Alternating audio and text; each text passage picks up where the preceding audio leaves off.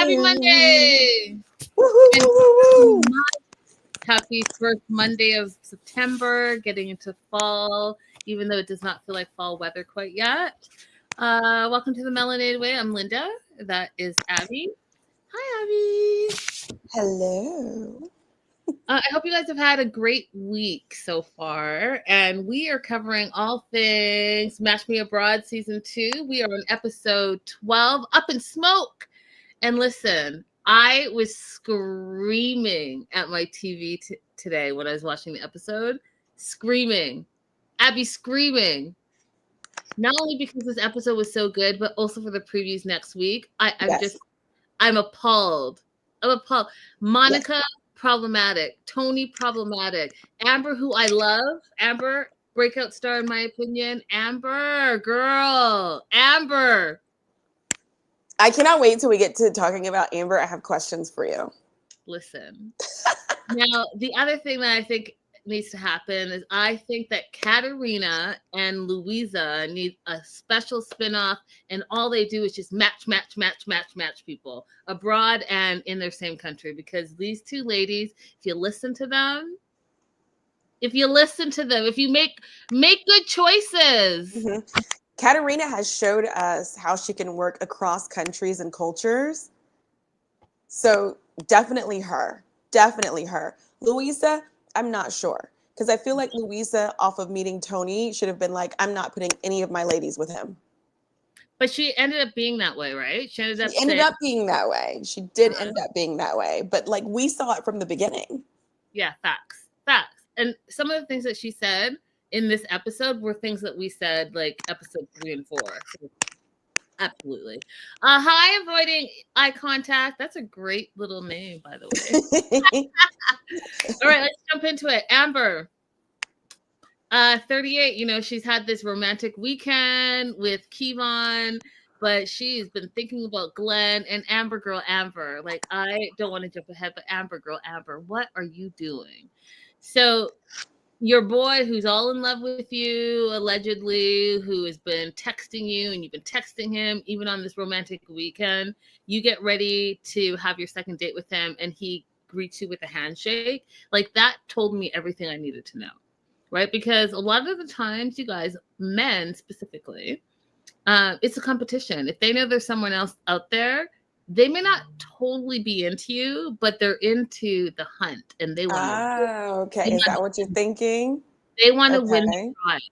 Because this fool, if he's texting you and you're in contact every single day, he's excited to see you. You guys are going to do this dance situation. He's not going to greet you by shaking your hand after you guys already had your first kiss.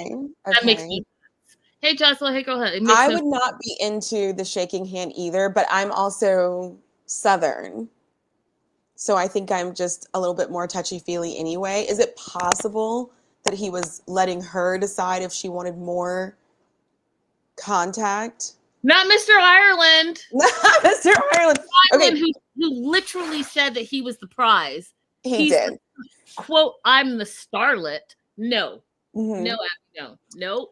I have a question to go backwards a little bit, though. Okay. Was there anything that happened over the weekend that justifies us calling it a romantic weekend getaway? I mean, I'm only calling that romantic weekend because she called it a romantic weekend.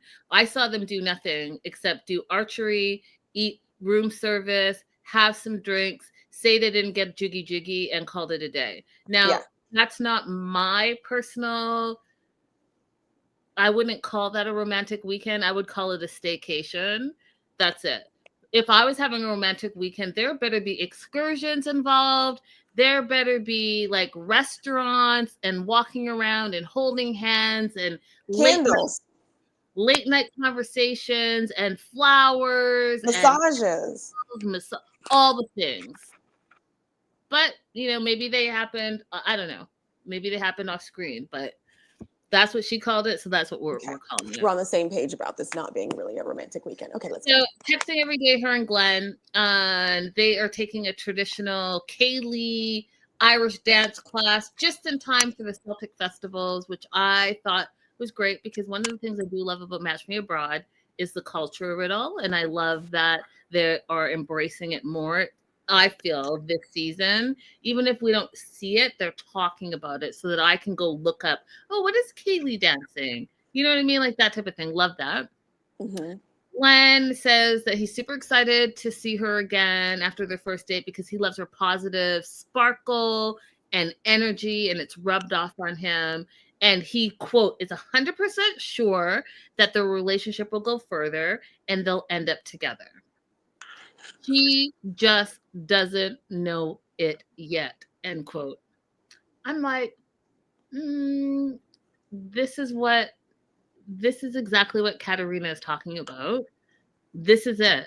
It's the chase for him, and she knew it, but she also knew that this is the type of guy that Amber goes for. Is Amber going to break out of her comfort zone and move a little bit slower and get to know someone who might be great for her, or is she going to go with what she knows? And one of the things that it's so like stabbing me is that we as human beings, and I'll speak only for myself, we definitely do go with what we're comfortable with and what we think we like. Like, it's hard for us to change. It really is hard to change, Abby. And Kevon is not like anyone she's ever dated, but she knows Glenn and she knows how to deal with Glenn. And Glenn is giving her all the things that she's used to getting, right?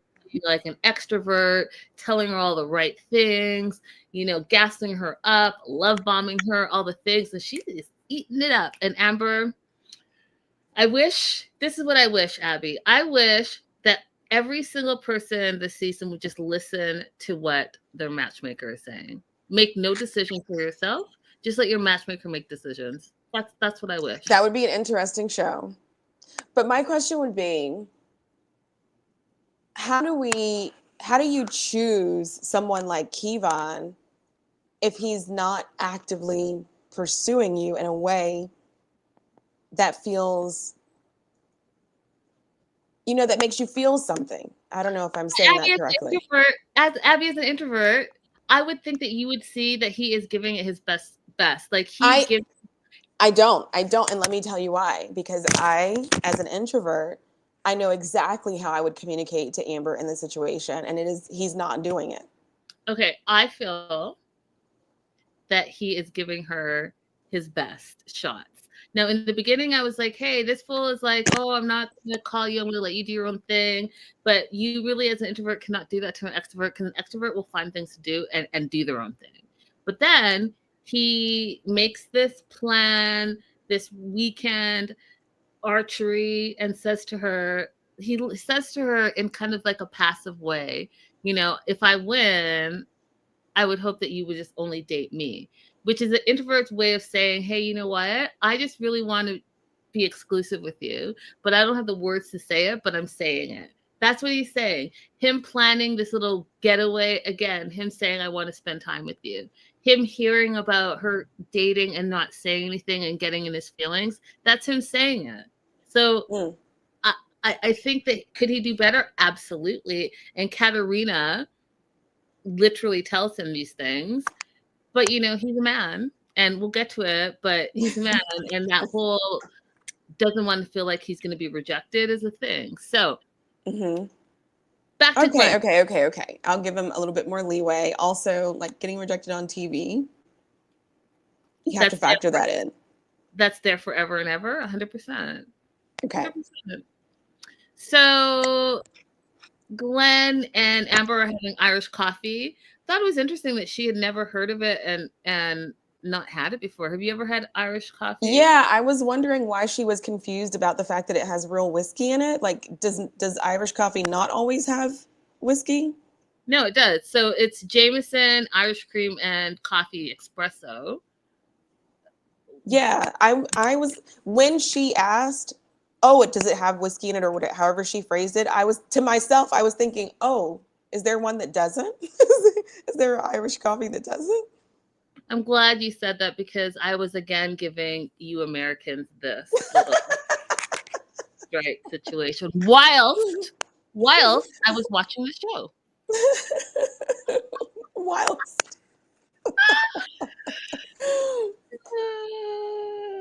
So they have a little repertoire there. She has a milk mustache, and they have a kiss. And she tells him about what she's been up to since she last saw him, that she went to Kilkenny for an overnight stay. She had a really good time. But while she was there on this romantic weekend with Kevon, you guys, she was thinking of Glenn and texting Glenn. What are your thoughts on that? And how would you feel about that if you found out after the fact? If I was Glenn and I found out that's where she was while she was texting me? No, if you were Kevon, bump Glenn. Who cares about Glenn? Glenn is getting all the attention that he needs. Okay, so if I was Kevon. Yeah, how would you feel if you found out after the fact that you, Abby, took someone you were interested in on a romantic weekend and they were texting somebody else the whole time that you guys were together? You know, if it was explicit that we are not exclusive, then I do not get to have any feelings about whom else they are speaking to. But if we're exclusive, we're exclusively dating, we've had a conversation, we've decided that, then of course I feel some kind of way about it. But if you don't have the conversation, you don't get to have any expectations for anybody else's behavior. That is very mature of you. And I, you know, in reality and in common sense, that 100% makes sense. Hell no. I planned a weekend, y'all. If I planned a weekend and we are having a romantic weekend, you better be all in. And not only that, if I planned it, you better have some friggin' input. And your phone better not be lighting up anyone else, because this will be your first and last and only romantic weekend if I found out. I don't care if we're exclusive or not exclusive. The fact that I took time to make something like beautiful like this happen and you're all gallivanting, doing whatever you want, then go and gallivant. Don't take a romantic weekend as if we are going to move forward with something. Like, I'm not 12.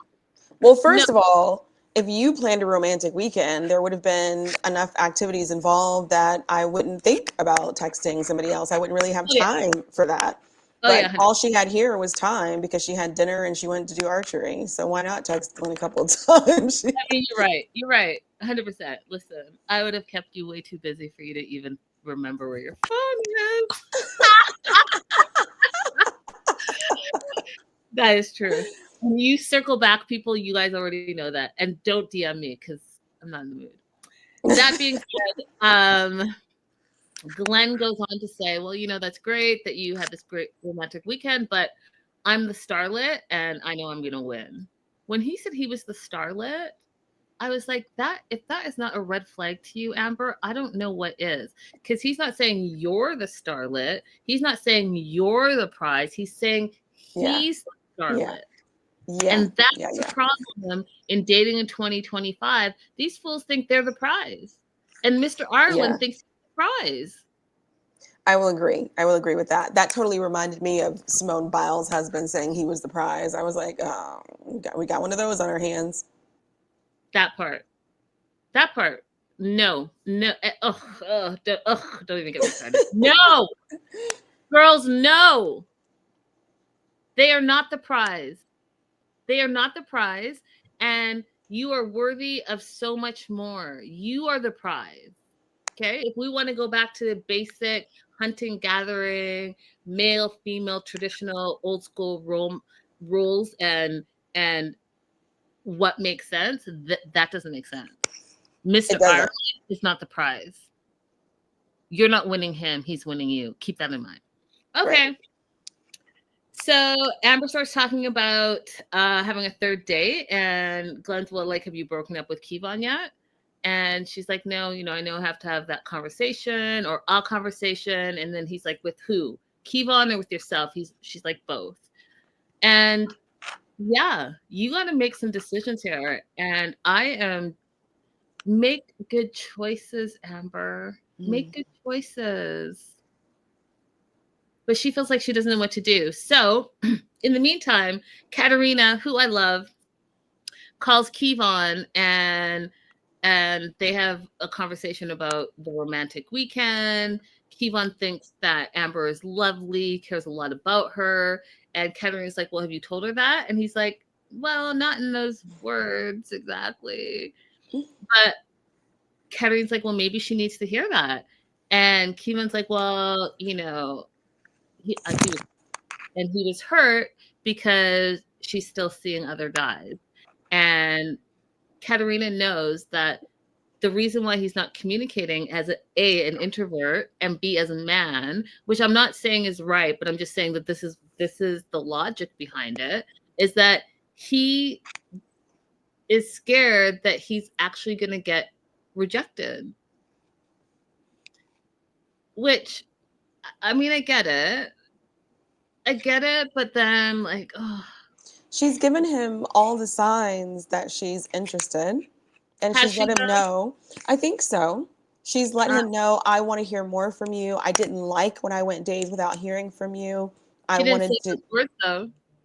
Say it again. She didn't say those words, though. She said, where have you been in the last 3 days? Okay. I put words in her mouth. You're right. She didn't say that.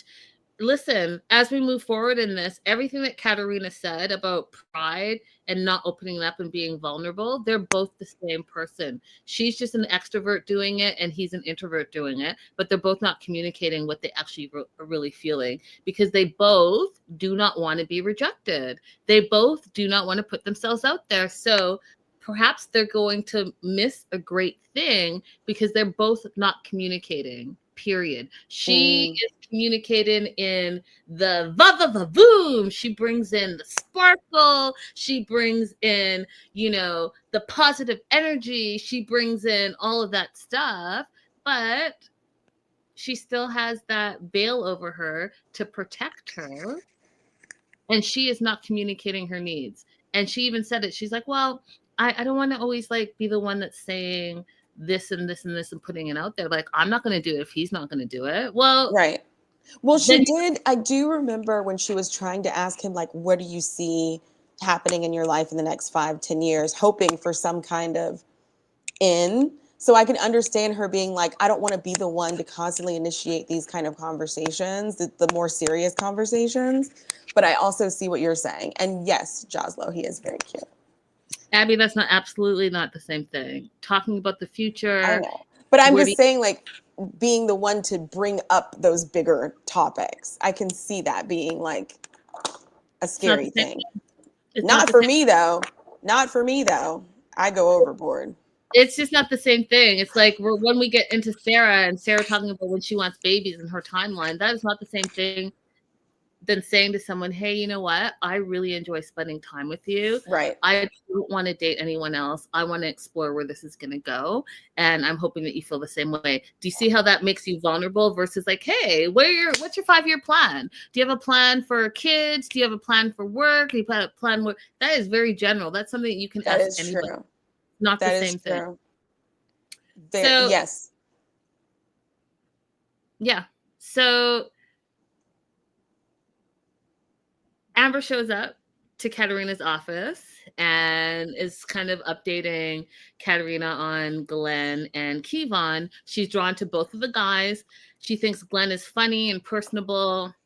She met his parents. He's outgoing. He's an extrovert, all the things. And Katerina's like, well, do you think that he's generally interested in you? Which I thought was the perfect question. And she's like, yeah, I think so. And then Katerina didn't respond to that. Instead, she brought it back to Kevon and said, well, how's Kevon? And Amber's like, oh, it's been an emotional roller coaster. I just don't know with him. I don't know if he's my person, my soulmate. And Katerina, again, love her, didn't respond to that at all. She said, well, Kevon's a romantic soul. He's a romantic soul. And Amber's like, well, the problem is that he doesn't open up. He gives her, quote, insecure vibes. And I'm only thinking that she's saying that because she's coming off of her date with Glenn, where Mm-hmm. Glenn is Mr. Ireland. So there are going to be no insecure vibes because, quote, he's the starlet. Mm-hmm. Right? So you're comparing two completely different people, but now you went on the second date and now you think that Kevon is insecure. Okay. So Amber goes on to say that she doesn't know if Kevon is her love. And that's when Katerina's like, Kevon didn't open up because he's afraid of rejection. And she's not saying that to Amber. She's saying that to the audience. And she's like, I have a feeling that Amber's going to choose Mr.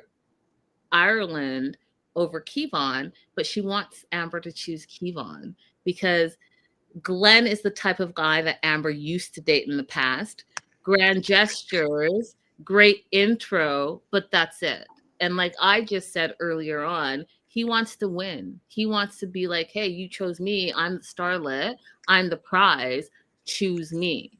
Mm-hmm. But Katerina's like, no, that's not really what we want. We want Amber needs a solid, stable character to support her emotionally. And she says this, and Amber starts crying. And Katerina's like, I get it, but creating trust and opening up takes time. It just doesn't happen right away. And I will say from my last major dating experience, create the trust. And you guys, I get Google people and see all the things, but the internet is not going to tell you half the shit. And I have to tell you, I can't stand it. I can't stand when someone Googles me and says, oh, this and this and this and this and this and this about you, but they don't know anything about you and you didn't tell them. And then when they're like, they know too much information too soon, date Google then. What do I need to show up for? I hate it. I hate it. All right. Thank you for coming to my TED Talk. Amber starts crying, and Katerina again doesn't go down that rabbit hole with her. Instead, she says, one of the things that is Amber's shortcoming is that if things don't go her way, she simply switches men. And I thought, wow, let me look back on these episodes, Abby. And that's exactly what she does. She bounces from Glenn to Kevon, depending on who's treating her better in each moment. Did you notice that? Yeah. Yeah. Well, she couldn't bounce to Kevon exactly when she wanted to because he'd kind of cut communication. But yeah. And the poop tea guy, she was like, she just noped right out of there. Yeah, we don't count him. That was not a date. Like, I don't know why we keep bringing him up because that was just like, there's nothing to do today, so let's just go over here. Katerina goes on to tell Amber that she needs to communicate what she needs and that both of them are too proud. And you need to tell him what you need and you need to be vulnerable. You're saying that he doesn't communicate with you, but you're not communicating with him either. And Amber wasn't willing to hear that. And I thought that was disappointing because I just feel like she is going to make the wrong choice in this situation because she's going to go with what she's familiar with. And the razzle dazzle is going to continue to razzle dazzle her. Hey, EJ, you are coming up, EJ. So you better keep in the live chat. Guys, we have EJ in the live chat. Say hi to him. What are your thoughts before we move on? Anything else you want to add about Amber? I had different feelings about this whole situation with Amber and Kevon before you started talking. So I will say, I think that you're right. You've changed my mind about how I was perceiving some of this because for me, I didn't think that Glenn was a better choice, but I just thought I wouldn't want to be in a relationship with somebody that I have to egg them on and teach them what to do either. So that was like going against Glenn for me. But now I feel better after what you said. I think that you're right. Oh my God, this is a new day. 2025 is definitely going to be my year because out of all the times that Abby and I have done shows, this has never happened. Moving on to Tony and Louisa. Bye, Tony. I mean, we could have said bye to you episode 2. I don't want to say I called it, but I kind of did call it. So, Louisa, first of all, shout out to Louisa for waiting an hour for your client, because I just absolutely would not. She's waiting for Tony in this cafe, and she's calling and calling, and he's not answering. And she literally waited an hour for him because she wanted to fire him because, one, resistant to change. Tony's not going to change who he is. Homie's 38 years old. He's already. Remember earlier I used to say to you guys, he's closer to 40 than he is to 30. 40, he's going to be set in his ways, and he's not going to travel to Brazil, which we already know what kind of. I'm not saying Brazil is beautiful, you guys, but there are certain men that go there because of the stereotype that Brazil has, right? Right. With the tourism. Resistance to change, unwilling to learn. She didn't put this part in, but I'm going to put it as he hates women, you guys. He hates women. He hates women. He abhors women. Like, no joke. Disrespectful. Okay. And she literally said what I said in episode 2, which is you can't help anyone that doesn't want to be helped. And you can't, if he can't see that he needs help, you guys, then how do you help him? You saw how he treated not only his dates, but his matchmaker. He was combative. He was resistant. And quite frankly, Abby and I felt dangerous. How are you putting this unhealed incel type behavior on unsuspected women who are just trying to date and meet new people? Then you bring Time Bomb in. No. So I'm glad that, bye, Tony. See ya. So I think this hurts Louisa's credibility as a matchmaker, because these women are also clients. So you need to be worried about how the situations you're putting your clients into, and putting them with someone who said that women need to have long hair because that's the only way you know if they care about and take care of themselves. They need to have pear-shaped bodies because those are the ones that have the best children, that they can't have dogs because they don't know the difference between dogs and babies. This is a dangerous person to be putting somebody with. Okay, and I tend to agree with you, Abby, but however, I do think her saying, listen, he's resistant to change, what she was trying to do is see if he could change his ways, see if he could open up how he actually is stereotyping and objectifying women. I think she was like, hey, I already know he's problematic. That's why she originally didn't put him on a first date. She put him on that little dating cycle to see how he would act. And, you know, he was terrible. She gave him another chance. He was terrible again. And so I think she was trying to see, can I change his ways? Is he going to be open to learning? Because maybe he just doesn't know any better. But what we found is that no, he's not open to change. He's not willing to learn. He's 100% incel behavior. And I think that not only Louisa wanted to quote unquote fire him, but I think production was like, we need to cut ties immediately. Because if something happens, production does not want to be responsible. Because Abby, think about it. Think of all the 90-day shows we cover, right? We've had terrible people. You know who those terrible men and women, terrible, and they haven't cut ties. Why? Because maybe they make good TV. But we've had people that literally have been physically and verbally abusive that are still in the franchise, in that whole TLC Sharp Entertainment franchise. But we've also had one that is in prison for DV. We now have this one that I don't know who he is. I don't know what his background is, but what they don't want is a repeat of that. So I haven't seen them in all the years cut someone off mid-season. I haven't seen it. Yeah, he was a nightmare. He was a nightmare. So he doesn't show up.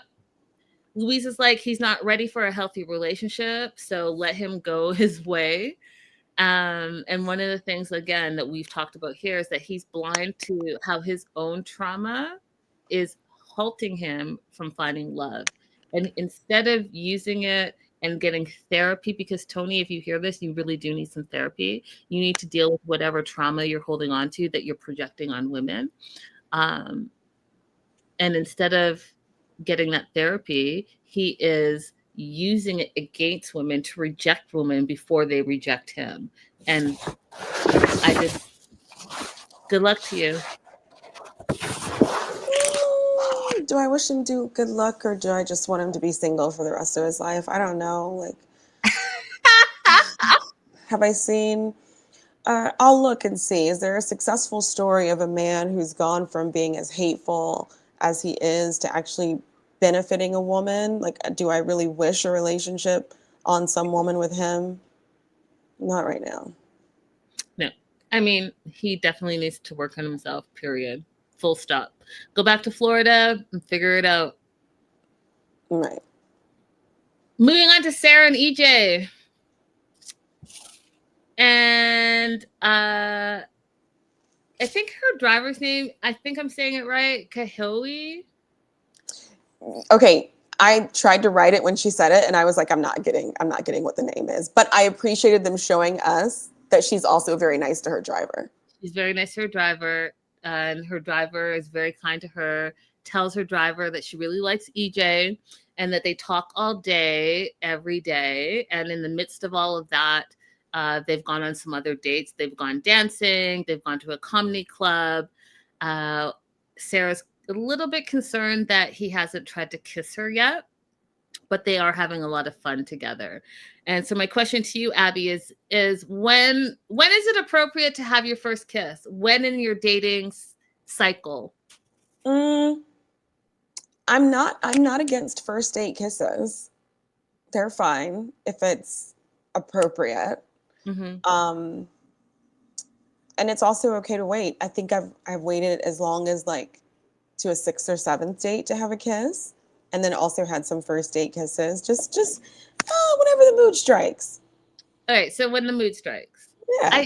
I think that there's no right answer. I think that each date is an individual situation, and only you can know. Only you can know. Becca's like, can she also not ask or initiate? That's fair. And Joslo says, with our prior conversation with Tony, I don't think he has the capacity to change. That's what I'm thinking, Joslo. So EJ hasn't kissed Sarah yet, but here's the thing. She also wants to have a serious conversation with him about the future. Now, okay, let's say they've gone 2 dates on camera and they've gone 2 dates off camera. So let's just say that this is like their 5th date. It could be more, it could be less, but that's what I'm averaging out at. Okay. If you got on 5 dates with someone, you guys, and I already know how I'm going to let Abby answer because you guys already know what I'm about to say. So you've gone on 5 dates with somebody and you're into them, they're into you. Abby, are you having the serious conversation about the future? I am not having a serious conversation about the future on the 5th date unless it naturally comes up. I'm not making a point to have a serious conversation at that time. I would drop in, interspersed in the conversation, some rando things like, oh, what do you do on Sunday mornings? Like, how important is that to you? I would get some information. I would gather some information, but I wouldn't be like, let's sit down and have a serious conversation right now about everything I need to know. No. Yeah. Okay. So you guys know that I say you have that serious conversation when you're going to be in an exclusive relationship with someone. And I can't say that 5 dates in is the appropriate time to have a serious conversation because it would freak me out. If you're telling me, I'm saying to you, hey, Bob, I am focusing on my career right now. I have this timeline. I want to make sure that my business and my career are up and running. That's going to take me another 2 years, but I'm open to having children and all of this stuff. What you're not about to do is turn around and say, well, that's not going to work for me. I'm going to need you to cut that in half. And we're going to need to have some babies because my biological clock is ticking and we're going to need to do this in a year. All right, what? You know how scary that sounds after 5 dates? Listen, you guys already know I don't even like how you friggin' are Googling me after 1 date. Stop it. You're scaring people off. It's not okay. Can I just pull back into a completely different direction for a second? Absolutely. Why does she want to have kids so bad? I Like, mean, every time she talks about like having kids, because she's talked about it a few times now, there's nothing of substance that I feel about like, what do you think that you have to offer the world that is so important that your DNA must replicate? I don't I Like, think what is it? Why do you need to have children? Why aren't there other things like I want to have a partner that I'm traveling with and growing with and building my business and building his business? Like, what is this intense urge to procreate? is that rhetorical or are you asking? I don't understand it. Well, From you don't have any insight into why Sarah's saying it, but I hear other people saying it as well. Like, oh my God, I have to have kids because I'm getting older and I want all the time to be like, why? What do you think happens when you have a kid that you must do that or else life is not worth living? I know, but I do think that if you come from like a very traditional upbringing and you believe in princesses and fairy tales and your whole life you dreamt about your wedding and having a family and being a stay-at-home mom and all of those things, then yeah, kids are part of that. And I think that for Sarah, she told us who she was in the very beginning. She grew up very close to her dad and her mom. She saw that relationship and she wanted to emulate that relationship where her dad took care of the family and her and her mom being very close, and she wants to replicate that. And so what does that look like? She wants to get married and have kids so that she can be her child's best friend and all of those things as well. So I see where she's going with that. I see why she's gotten to where this is the end all be all, because for her, she's not going to be fully a woman if she doesn't get married and have kids. And there are a lot of women that think that way, Abby, a lot. And Becca says also, because Western society tells women they are incomplete without them. I'd like to just stand on my soapbox for just a moment, please. There are multiple ways that you can experience success and happiness that do not require you to put your body through laborious childbearing, which is the closest that you're going to get to death voluntarily and then hopefully survive.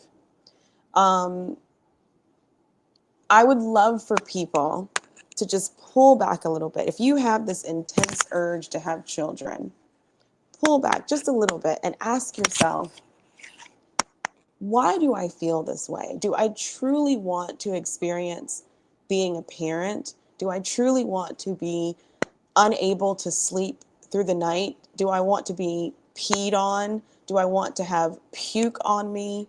Do I really want to go through having a child diagnosed with some kind of illness that I now have to take them through for the rest of their life, or spend an exorbitant amount of money on, or find out that my child is unable to read or process words in a certain way? Is this, or do you only want it if it's perfect?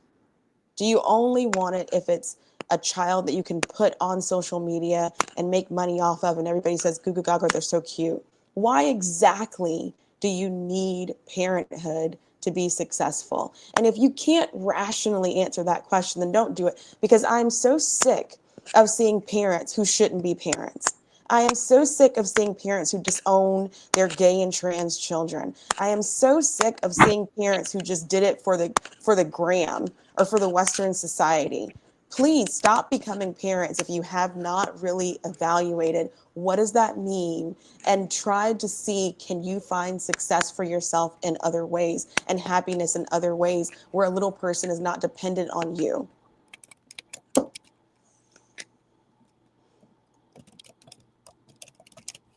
There's a lady on TikTok who is arguing with her teacher, with her child's teacher, because her daughter can't read. She insists, like, I want to be a mother. Being a mother is so important to me. But you don't even spend time reading with your child. You don't even have time to get them evaluated to see why they're in second grade and they can't read. So I'm just tired of seeing bad parents everywhere. I used to be a foster parent. I don't know if I talked about that here.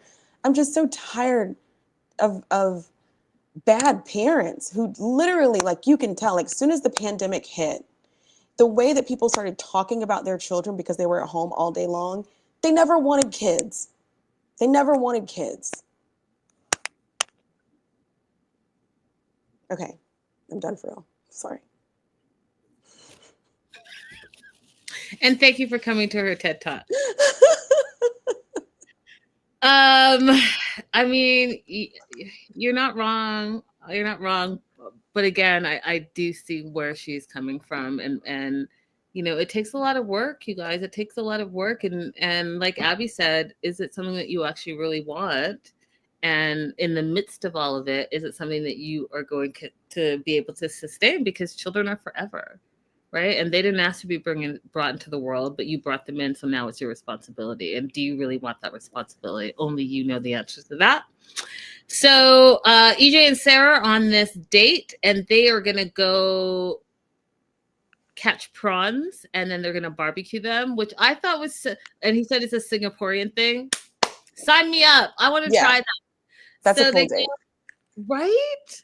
They go and they have their fishing poles and they're like reeling in their prawns. EJ catches his easily and tells us that he really likes the fact that Sarah can be chill, right? Because not every date is going to be like a highfalutin date. So he likes that she can be chill sometimes, but she can be fancy sometimes, and that he really likes her and feels a connection and wants to make this relationship work.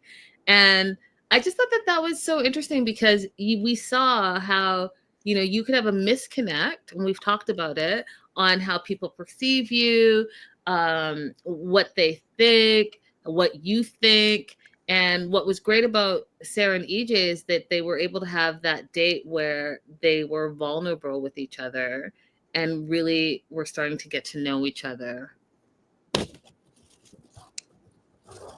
Yeah, Abby, yeah, thoughts?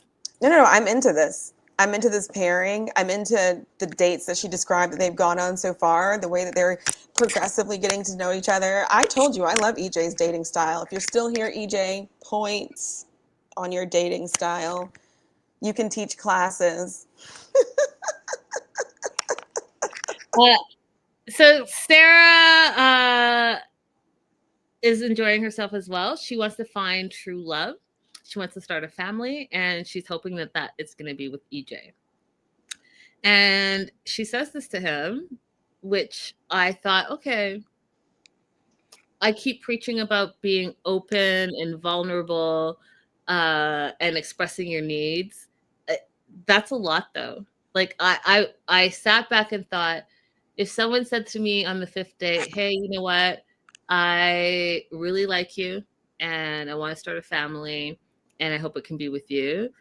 What, like, how would I respond? Look at me. I already, you know what, you guys, my body language, I just can't even hide it. You all already know I'm already like this.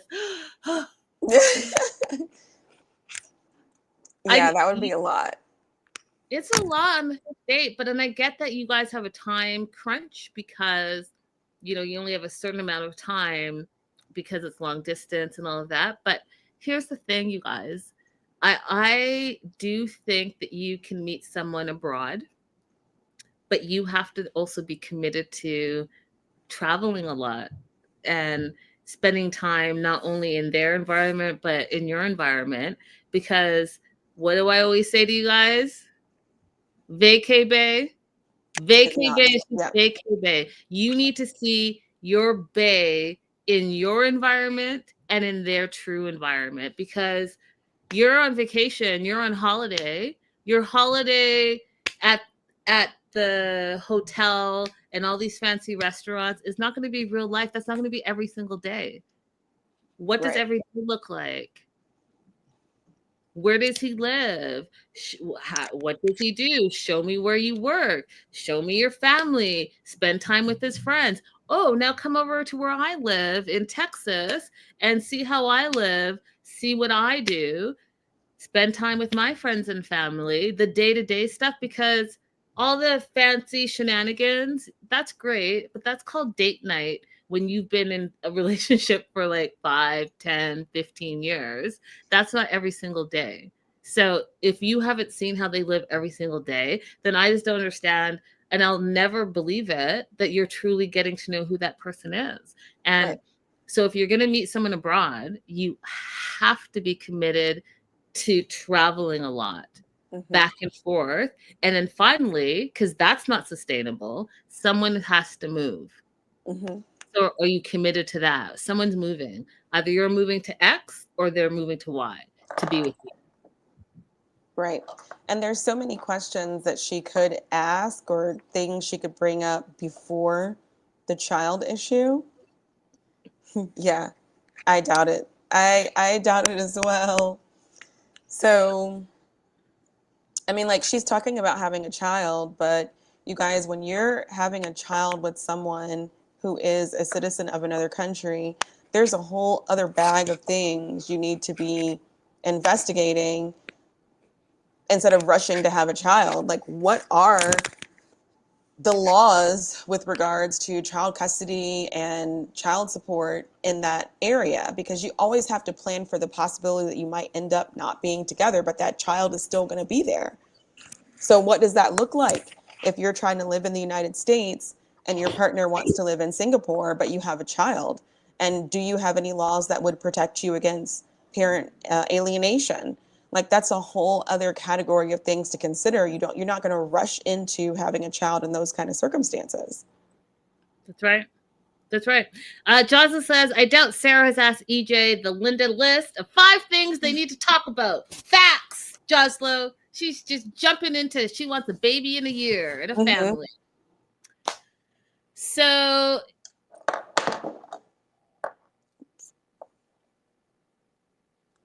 Sarah asked EJ, what's your timing on kids? He's like, maybe within the next 2 years, because he's really focused on his business and that's his first priority. And, that open honesty and directness, I don't feel like Sarah absorbed it, right? She's worried about the 2-year plan, because her plan is 1 year to date and then boom, she wants to have a kid because she's 36 years old. Listen, I read a study this year recently, probably in the last 2 months. I think it was last month or the month before, where it's the first time in the last 15 years that women over 40 are having more children than like young teenage girls. Mm-hmm. And it's the fastest growing age bracket of women having children. So Sarah, I think you're gonna be fine. I would rather you take the 2 years than, hey, I have to stick to my 1-year plan. I get pregnant, and guess what? I don't know EJ well enough and it doesn't work out. So now you not only don't have your fairy tale relationship, now you're a single parent, and you're a single Mm-hmm. parent with someone who lives abroad. So you're now going to have to try to figure out what that looks like. And like Abby said, what does custody look like? What does parenthood look like? What are the rules and regulations of the country? Do you know? Or are you so focused on your 1-year plan that you haven't put any thought and effort into that? Because let's also look at the statistics of marriage and how many marriages actually survive the long term. Because right now, you guys, first of all, marriage rates are down. Second of all, out of 10 marriages in 5 years, do you know, Abby, what the statistic is? You have 10 marriages in 5 years. They've been married for 5 years. How many actually last going into the 6th and 7th year? 1. It's 40%. So That's higher than I thought. 4 out of 10, which is not great. It's not great, but it is higher than what I thought. So all of those things are things that you have to think about. And bringing a baby into the world, it's not like, hey, I just need to be like, hey, I need a baby. Right. And this would be for Sarah a multicultural child. Right. Girl, you're just like you're asking for too much too fast. In my humble opinion, you're asking for way too much too fast. I just think that she needs to, I mean, again, I get she's on a time frame. But I do think that you need to step back and take more time and get to know the person. You know, you're warp speed ahead because you have a limited amount of time, but that also makes things not as realistic as they should be. Right? Right.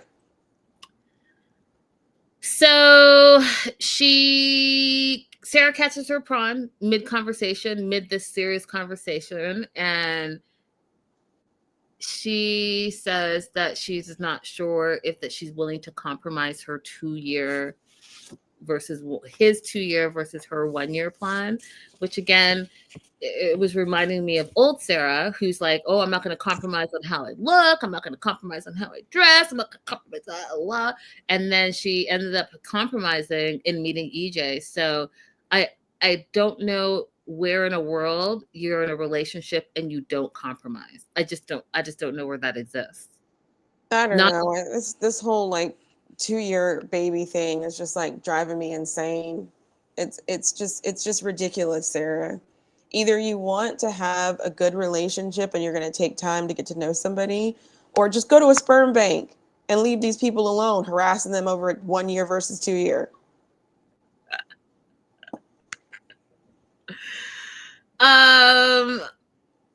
Despite all of this, despite like the serious talk, they had a really nice date. Actually, I didn't see them barbecue, which I was a little disappointed. I was like, you guys started with showing us the prawns and like fishing them out, and then you're going to barbecue them, but we didn't get to see that. Yeah, I wanted to see that too. Right. To show me the culture. You mentioned it. You brought it up. Mm-hmm. So despite all that, they still had a really lovely date. EJ walks Sarah to her driver. They have a small kiss goodnight. Sarah's really happy about that because, you know, she was talking about how they haven't kissed yet. And she just really thinks that EJ's amazing and basically wants EJ to be her baby daddy. Yeah, basically. Becca says, I think people who think they want kids should borrow someone's 4-year-old for a week and then decide if you actually want kids. Let me tell you something. Sure, it sounds like a great idea, but my best friend in the whole wide world, we were in a van together. She has a baby. She had a baby over 40, Sarah. And she said to somebody else in the van, I didn't know how hard it was going to be having a newborn. I whipped my head around so fast and said, I told you. Well, you can't really know until it happens to you. I said, well, either one of these two things happened. Either you didn't believe me or you thought you could do better than me. That's it. One of those two things happened. So you'll think like, let somebody borrow your 4-year-old and they'll get a taste. But in their mind, they're going to think, well, my 4-year-old simply would have a sleep schedule. They wouldn't be like this wild child that I'm babysitting. They don't believe it. They don't believe it. Okay, I'm done. Are you? I don't believe you.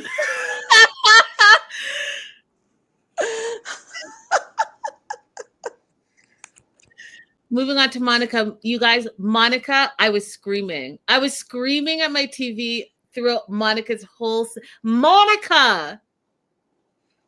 Monica, you came in as my favorite, and I just don't know. Like, I just don't know what happened. I don't understand what's going on right now. Monica, we already told you, go and get your jiggy elsewhere so you can come back clear-minded, because even Louisa, your matchmaker, is like, you are delusional. You are not thinking clearly at all.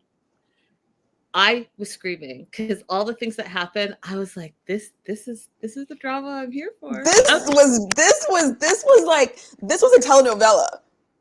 Yes, it was. And I was here for it, Louisa. Louisa shook it up.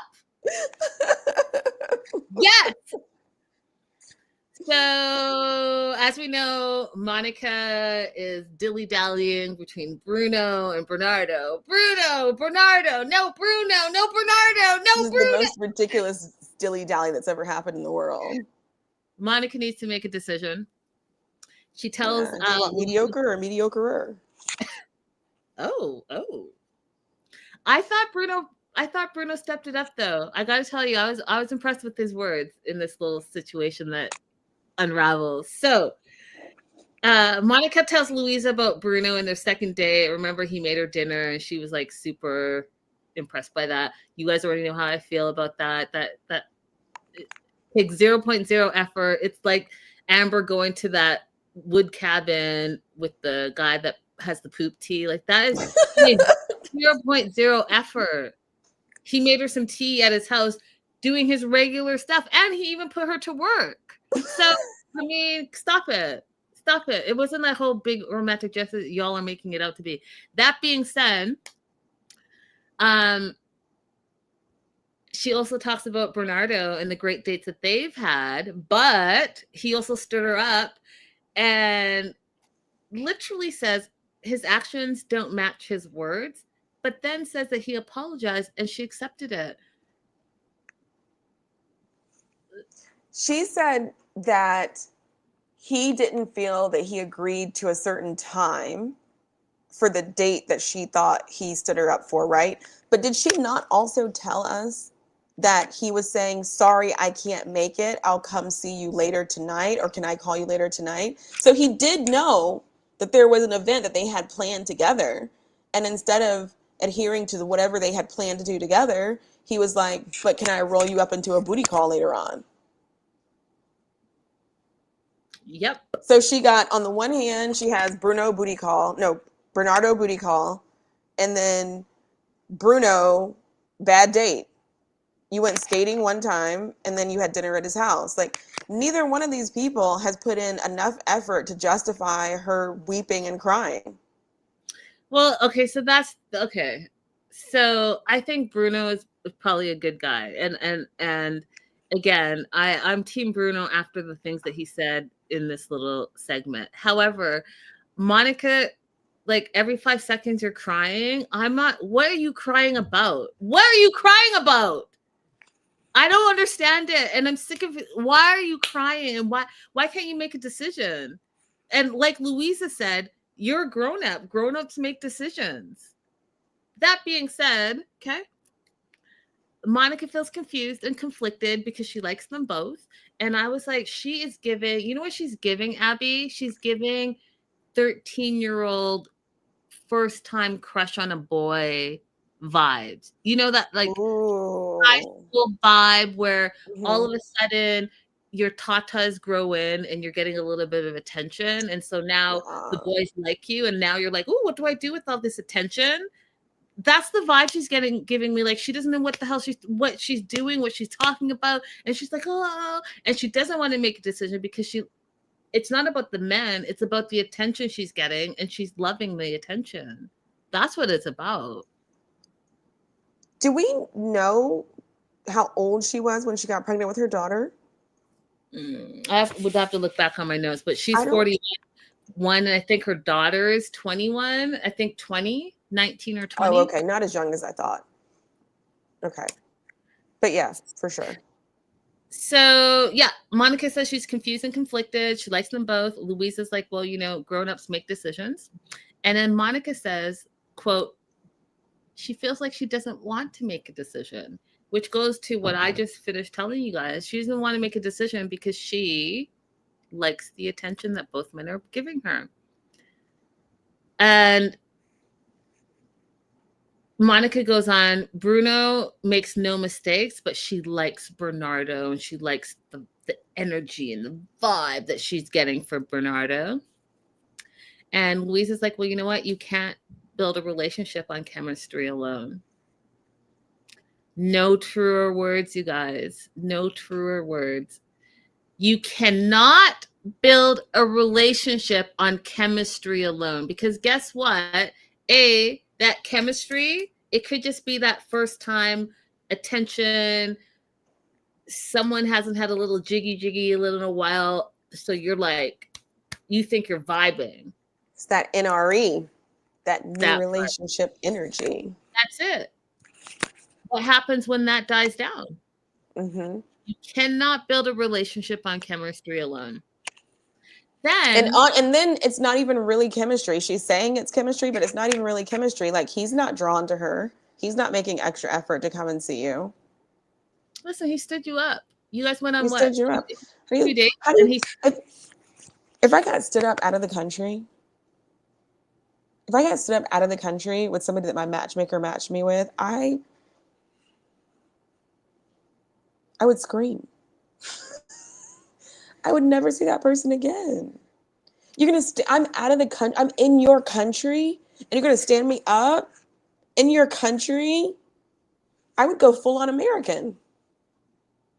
Listen, first of all, if you're standing me up, I don't care where I am, out of the country, in the country, don't ever reach out to me ever again. There is no excuse unless you are in hospital. There's no excuse.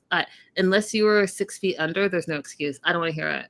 I just don't. I know myself, and I would just not. I just would not. I would lose interest immediately, because what are you so busy doing? You could call, you could reschedule, all that, but just standing the person up just because you have better things to do. You're playing football with your friends. No, thank you. Anyways, she doesn't want to make a decision. And then she says she feels, quote, smothered by Bruno. Girl, what? Girl, what? What is he doing to smother you? Because so far I'm seeing the bare minimum across the board. So what exactly is he doing to smother you? I wanted to ask her to define smothered. Maybe we think it's two different things. Which is what I was about to say. What's your definition of smothered? Give me an example. Give me a few examples, because to be smothered, that person has to be doing multiple things to be smothering you, that you feel like you can't breathe. So I need to know what the multiple things are. Considering you guys have only gone on a couple of dates, and one of them was at his house. So like, what is he doing? I guarantee you it's nothing. Is he texting you too much? Because, you cannot respond to text. Is he calling you too much? Because, you could turn your phone off. So what is he doing to smother you? I'm genuinely curious. That being said, I laughed out loud. And Louise is like, Monica's not thinking logical. It's vital that Monica makes a decision before she leaves Brazil. So Louisa sits there, you guys, and she looked gorgeous. She sat very prim and proper, straight up, and looks Monica dead in her face, with Monica being all, I can't decide. I don't know what to do. Looked her dead in the face and said, I've invited Bruno and Bernardo here so that Monica can make a decision. I died. My note literally says LOL, because she was so calm about it, you guys. So matter of fact. And Monica was like, they're both here together? Are they both going to come in? And Louise is like, yes. I'm going to go and get them and bring them in. And I'm going to help Monica decide who is her best match. Died. Abby died of laughter. I screamed. I was like, Louisa, bravo. I loved every single moment of this. The only thing that would have made it better is if they did a few telenovela like dramatics, like oh, sorpresa. They did throw a little, because they threw a little Portuguese in there, which I was like, yes, because we're getting what they really want to say, right, in their native tongue. Mm-hmm. So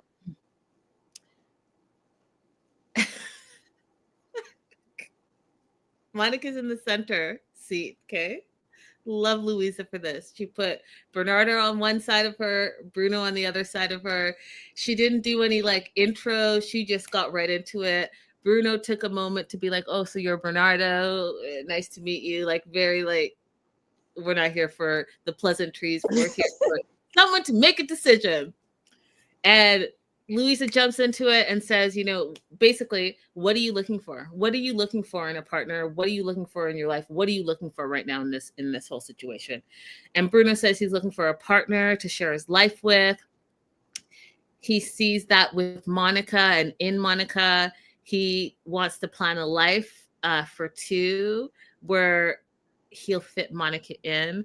Those are all the right answers, you guys. That's what Monica is looking for. She wants someone to share her life with. And guess what? Bruno wants someone to share his life with. And the whole kid factor and all of that is not a factor for him. Same question, Bernardo. You know it's wrong. You know it's bad when someone asks you a question and answers with a question. What am I looking for?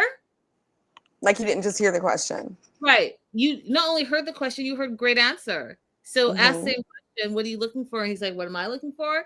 Well, I prefer to look in the present day. So he's not looking for any future. He is looking for a booty call. He has shown up who he wants to win, but he wants to win with his vacay bae. He wants to have a great time with her and be like, whatever. If it works, it works. If it doesn't, I liked you in the moment.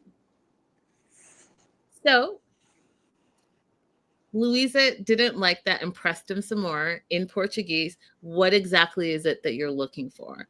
And again, he doubles down and says he's not really looking for the future. He stays in the present. That told me everything I needed to know. Abby? Yeah. I mean, we already knew. I'm just, surprised that he was like not even going to try to lie about it. No, not at all. Not at all. So Louisa says that Bernardo is doing just the bare minimum. And he's doing the bare minimum because he's not that into you, friend. He's into having a good time with you, but he's not thinking about long-term with you. And Monica, what does Monica do in this moment? Anyone? Abby, what does Monica do in this moment? She acts like it's such a hard choice. No, she starts crying again. You guys, you guys have to understand how much this woman cries over nothing. Why are you crying again? Why are you crying? She starts crying because she is now forced to make a choice. And when I say Louisa's face was my face, Louisa, and literally my note says Louisa's face, same girl, same. I don't know what to do. And Louisa's face is like this. Like, are you crazy? Like, are you crying again? Same girl, same. Yes. What is she crying about? You're 41 years old and you're crying because you have to make a decision. How are you a strong single mom for 20 plus years? I don't understand. And like an executive, homeowner, all the things. So you're smart in all aspects except for when it comes to relationships, because that's the vibe you're giving off. So Monica starts crying, and I didn't know who she was going to choose, you guys. But then I also saw the preview for next week, and so I already know it's going to be a mess. But she chooses Bruno, and then Bruno says he is everything that she needs, you guys. He grabs her hand, he kisses her. Are you okay? I'll be your best friend. He's assuring her, he's nurturing her, all the things that Monica needs. She's definitely high maintenance and high like emotionality. And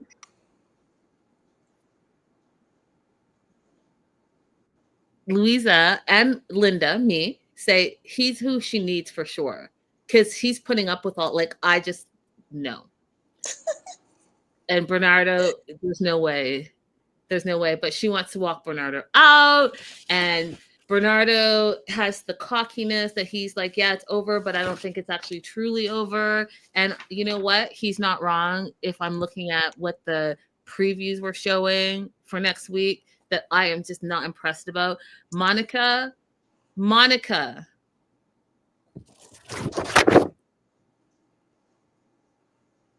Becca says, I haven't watched the episode yet, and I knew she must have been. Becca, she was crying her whole segment, just crying, tears for no reason. And when you watch it, let me know in the comments when you come back why you think she was crying, because I don't understand. What are we crying about? What are you crying about? I think I know what she's crying about, but I hope I'm wrong because it's so stupid if it's what I think it is. What do you think it is? That jiggy jiggy? She's losing that jiggy jiggy? I think that she is going to go off and do something with Bernardo. Oh, she's going to. After choosing Bruno.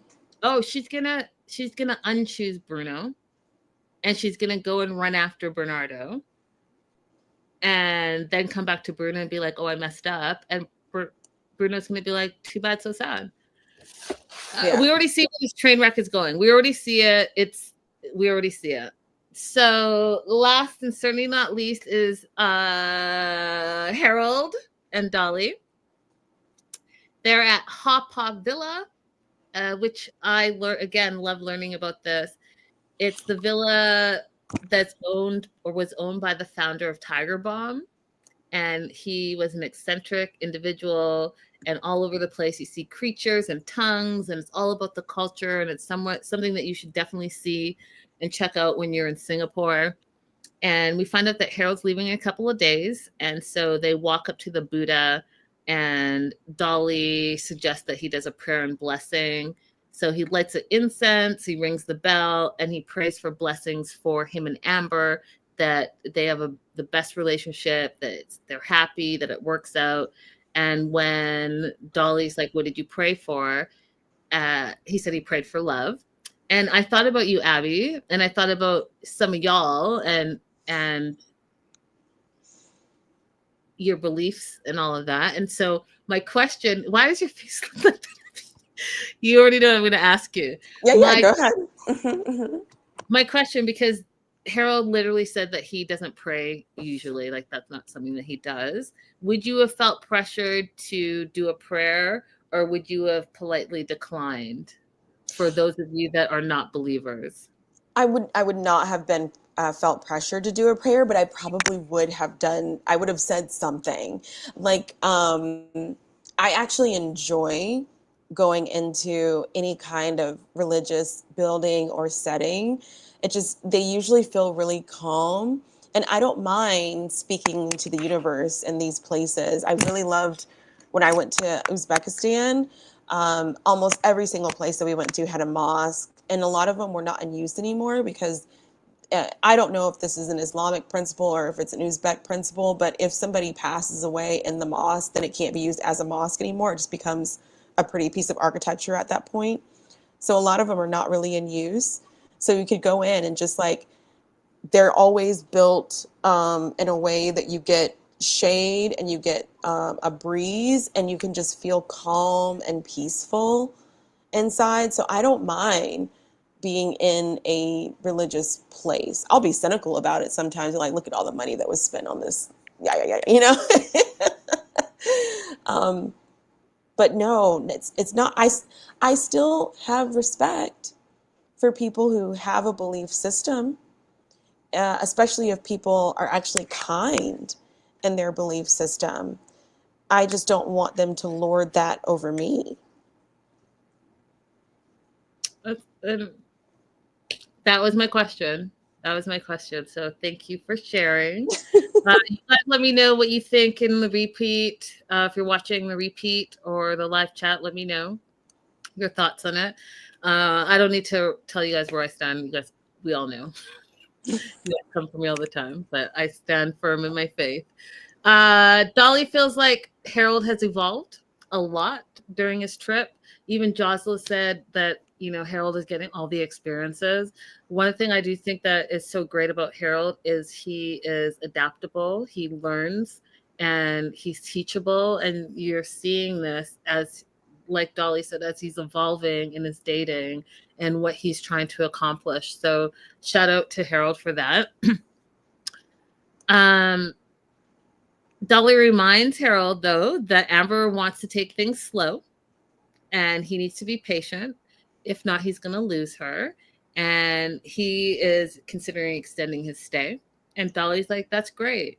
But tell her, because this is the important part, tell her, I'm staying because I want to explore this place on my own. And if there is room for us to spend time together while I'm exploring on my own, I would love that. And it would show Amber that he's serious, but he also is not leeching onto her. Mm-hmm. But from the preview I saw, that is not how Harold handles it. Harold. Which is a significant difference. It's a significant difference. It's a different kind of pressure to say I'm extending my stay for you versus there were things that I wanted to do while I was here that I didn't have a chance to do. So I'm going to extend my stay so I can do some more of those things. If you have time in your schedule over the next week that I'm staying, I'd love to see you as well, but there are some other things that I want to see.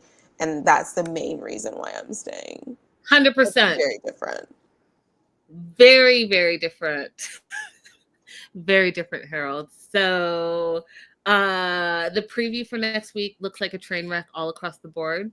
It looks like implosion after implosion after implosion, which is why it's like you guys just need to listen to your matchmakers, because y'all are not making the right decisions over and over and over again. But we'll see what happens. Looks like things are imploding with Victoria, who got that big ass tattoo of the ghosts. Amber gets physical, calls someone a liar. Mm-hmm. Harold doesn't say I'm staying because I want to explore. I'm staying for you. It's just it looks like a mess, you guys, and I cannot wait for it. So we will be back. You guys don't forget to like and subscribe. And thank you so much for being here. And EJ, our offer still stands to come on our show. Thank you for being here as well. And Abby, any last words over on that end? No. Thanks, guys, for hanging out with us. Bye, guys. Bye.